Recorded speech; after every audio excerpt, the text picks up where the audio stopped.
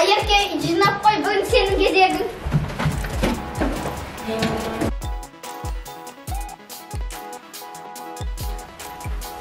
Неге мен ештеңеге зауқым соқпай тұр. Жарайды, бір сылтау ойлап таба салармын.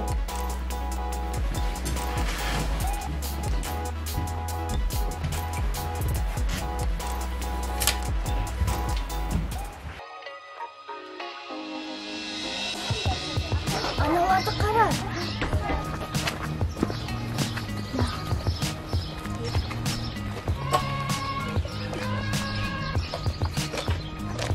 Не істеп жатсыңдар? Көрмей тұрсың ба? Турникке тартылып жатыр қой. Сабаққа кешігеміз. Жоға уже болды. Рамазан тартылып қойған. Солай ма? Қанша тартылдыңдар? Рамазан 10-ға тартылды, мен 12-ға тартылдым. О, жарайсың, сені көп екен. Рахмет. Мен көп тартылар едім. Просто қолым ауырып тұр. Я, оның қолы ауырып жүр кешеден бері. Ой, қойыңдаршы, осылай өтірік айтылды. Маған айтты ғой бірақ. Я, шын айтам. Ма қойыңдаршы, бәрібір сен өсектен бітпейді. Соны айтам. Сенбесеңдер, ертең қолым жазылғансын көрсем. Я, Мұхаммед Али, қайта көріңдер тағы. Маған бәрібір, мен любой время дайынмын. Осылай тұра берсек сабаққа кешігеміз. Я, кетейік.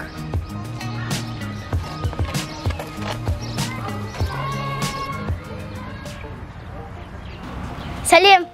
Қалайсыңдар? Жақсымыз, өздерің? Керемет. Неге бантик тақпағансыңдар? Бантик таққымыз келмеді ғой. Я, оның үстіне бүгін сенбі.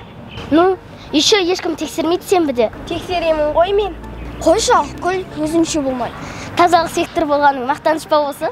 Сол ғой, адамға тиісіп өзінше. Қыздар, болды, ұрыспайық. Бүгін білесіңдер ме сенбілік болатынын? Бүгін ба не? Келесі апта дебді ғой. Кеше апай WhatsApp-қа жазып жібереді ғой, ертең сенбілік деп. Шын ба?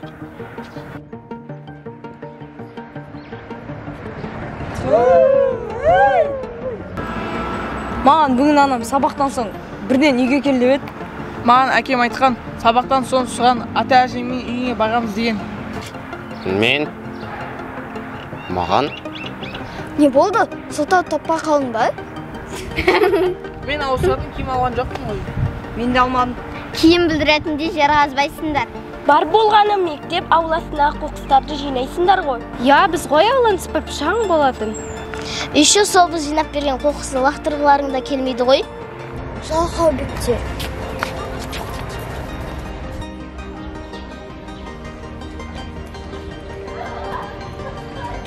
Түс болып қалыпты ғой. Туф, маған үй жинау керек еді. Жарайды, бір сылтау айта салармын. Бірақ қандай сылтау айтамын? Ауырып қалдым десемші. Жоқ, бірақ шынымен ауырып қалсамшы. Құш бір нәрсесін ойластыра салармын. Айтпақшы, тоқтаңдар, апай хабарлама жіберген. Жазыпты. Сенбілік болмайды десе ғой. Оқысаншы. Оқушылар бүгін сенбілік болмайды. Оның орнына бүгін математикадан бақылау жұмысын орындайсыңдар. Бақылау жұмысы? Бүгін математика жоқта ғой. Әдейі кітаптан көшірмес үшін істеген сияқты. Одан да сенбіліктің болған жақсы еді ғой. Соны айтам, енді не істейміз? Бұл жұмыстың 90-дыққа қатысы жоқ деп ойлаймын, уайымдамаңдар. Ал қатысы болса ше? Апай маған жазып жіберген, оңай болады деп. Я, осы жұмысты бағамен алса ше? Жоқ, мен дайын емеспін ондайға. Бәріміз де дайын емеспіз. Айқайламаңдаршы, одан да бір амалын орайластырайық та. Қандай амал? Сабақ басталатын уақыт болды уже. Ештеңеге үлгермейміз. Сен шешін, сабаққа бармаймын. Қайдағын айтпашы. Келіп тұрмыз ғой мектепке. Апай көріп те қойған шығар уже. Мен үйге барып ішім ауырып тұр десе, ол кісі мені қайта жібереді. Онда мен де бірге барам. Біз ше? Маған бәрібір, мен бәрі сабақты жақсы оқымаймын ғой. Ата-анаң ұрыспайды ма сонда? Менің ата-анам ұрыспайды. Қандай күшті? Мен оны сыныпқа қарай кете берем, сылтау тапқанда WhatsApp-тан жазасыңдар ғой.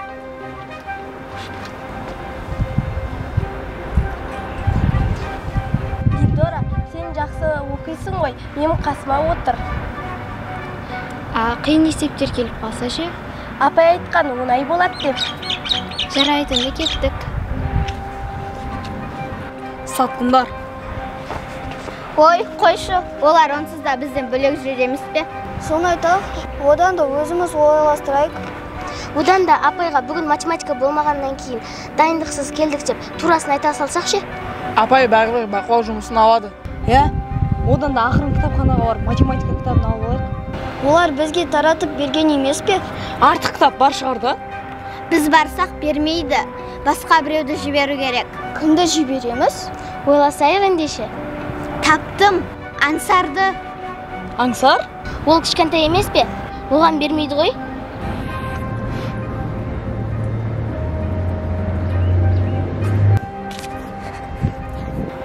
Не болды, әпке? Сен осында болдың ба? Иә, Аңсар, қалайсың? Жақсымын. Қайда бара жатырсың? Үйге. Өзің бара аласың ба не? Иә, мен үлкенмін ғой. Менің інім жігіт болған есіл что? Көрініп тұр, батыр бала екен. Әрине сен сияқты емес. Не деген кеп тұрсың? Қаужыңдадым. Бекарыстың не қатысы бар? Ол менің інім ғой. Сен қыз болған соң мынаған қарап айта салдым. Сен осы қуасың да бір өлесің. Шаруаға көшек, сабақ басталып кетті уже. Аңсар, біздің саған өтінішіміз бар еді. Қандай? Кітапханаға барып 7 сыныптың математика кітабын сұрап алып келші. Мен 4 оқимын ғой. Білеміз, бізге бірақ 7 сыныптікі керек. Маған бермесе ше? Әпкеме керек еді. Қазір қайттан әкеліп беремін деп сұра. Аңсар, сұрақ қоя бермей, тез барып сұрап кел. Бар. Жарайды. Сен баланы қорқытып жібердің ғой.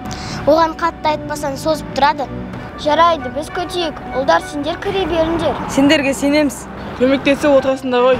Үмітіміз сендерде десеңдер еще. Конечно, сендерде. Ой, болды, барыңдар. Бізді сұраса келе жатыр деп айта салыңдар.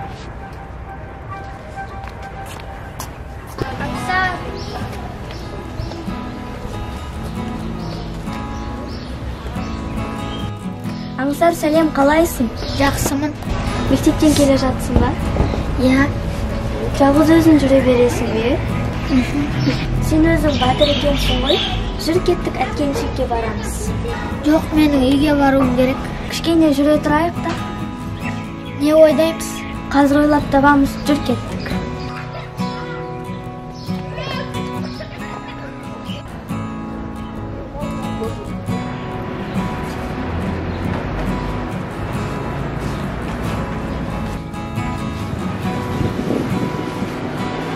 Балалар, бүгін бақылау жұмысы әдеттегіден де қиындау болды, иә? Иә, қиын болды. Мен үш алған сияқтымын. Мен де үш алған сияқтымын ше. Саған бәрібір емес пе? Мен бәрін Дилдорадан көшірдім. Базар жоқ. Ақкүн маған көрсеткен де жоқ. Оқымайсың ба өзің? Қызғаншақсың. Қойшы. Қыздар, сендер менің ініме кітап алдыртып алып, маған көмектеспегендерің қалай кетті? Енді семен бірдей нұсқа болмайды ғой. Иә, оның үстіне кітапты саған бердік қой. Ренжімеші. Жарайды, ештеңе етпейді. Жарайды, сабақты ұмытайықшы. Жүріңдер, анда бар отырайық.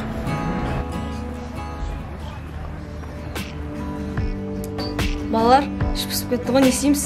Бүгін онда жұмбақ жасырып ойнайық. Онсыз да басым істемей отырғанда ма? Қош, қызықты ғой. Жарайды. Ендеше өзім бастар. Белі бүкір, алысқа түкір. Ол не? Шықпа. Құмаш мылтық емес па? Дұрыс, енді сен қоясың. Сырты жасыл қатты, іші қызыл тәтті болу не? Қарбыз. Иә, дұрыс. Қабат қаптама, ақылың болса аттама. Қабат. Қайда қабат? Енді не? Есіме түспей тұрғаны. Кітап, дұрыс па? Әрине. Ендеше мен жасырайын. 3 тілі бар. Тықылдаған үні бар. Ол не? Әрине сағат. Жарайсың, тез таптың. Ой, ол оңай жұмбақ емес па? Иә, аты да айтып тұр ғой. Жарайды, енді сен қой. Ой, қош, қызықсыз. Әйтеуір біреу қызықсыз деп айтты ғой. Соны айтам, күтіп отыр едім соны. Бәсе, осымен отырсыңдар. Давайте лучше анекдот айтайық. Давайте, қызықты. Жарайды, оны мен бастайын. Бір тасбақаны сүйіп қалыпты. Сөйтіп тасбақа жүрейік десе, қойшы сен жай жүресің деп. Мынау өтті досым. Енді мен айтайын, жирафтың ішкен тамағы асқазанынан кешке барады екен. Осындай анекдоттарды қақтан табасыңдар. Ендеше мен айтып көрейін. Бір күні бір активный жылан қазір шпагатқа отырамын депті.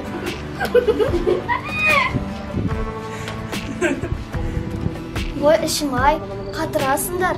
Онда мен де айтып көрейін. Бір мұғалім оқушыға нағып, әкем сен жұмысыңды істейтін. Оқушы, маман Маған қолы істемейді деген. Не қолы істемейді? Түсінбей қалдың да ма не? Жарайды онда біз кет. Жақсы.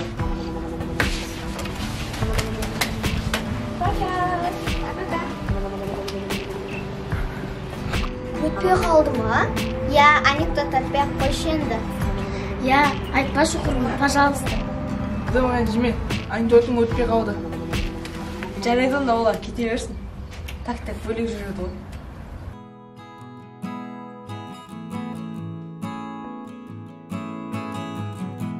Аңсар, ау, қазір Баян мен Нұрсая келгенде мен не айтсам да басымды изей бер. Неге?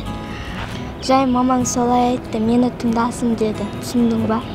Сен негізі жақсы баласың ғой, әпкеңе қарағанда. Жарайды, сен бәрібір түсінбейсің ғой. Ұлдарға күшті ғой, ешкім кір жуу жина демейді.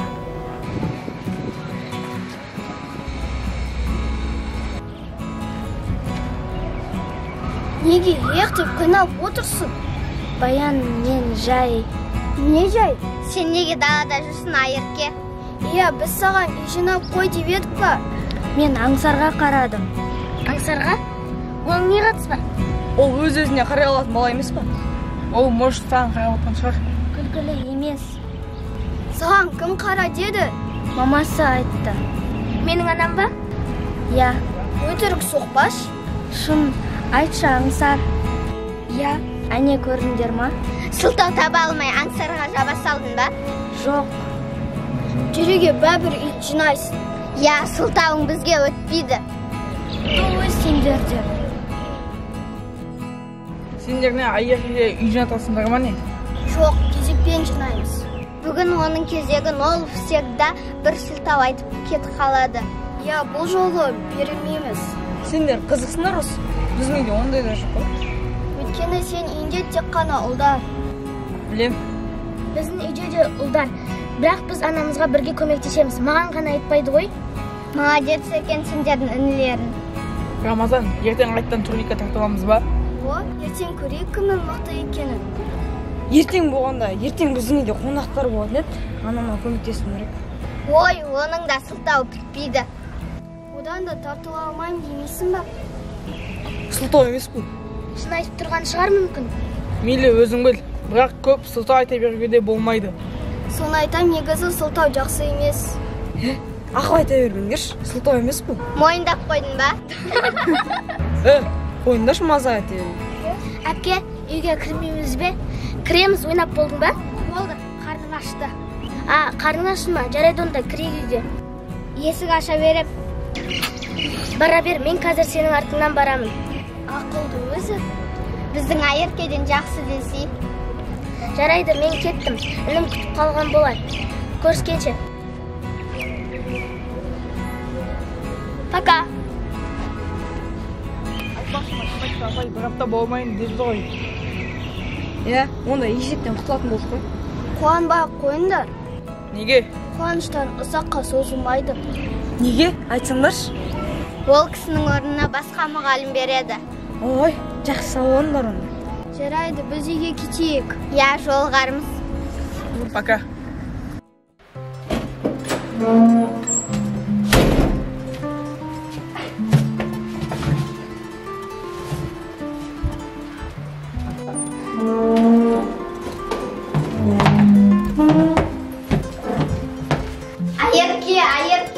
Айерке. Алло. Не болды? Осындамын ғой. Неге бірден айтпайсың? Болды, айттым ғой мен, не болды? Неге үйді жинамағасың? Аңсармен жүрдім дедім ғой. Ол түске дейін біздің қасымызда болды. Түске дейін не істедің? Басым ауырып кішкене жаттым. Саған дауа жоқ екен. Бұл жолы бізге сылтауың өтпейді, бата үй жина. Сатқындар, мен шынымен ауырып жаттым. Бізге сылтау айтпа. Жарайды.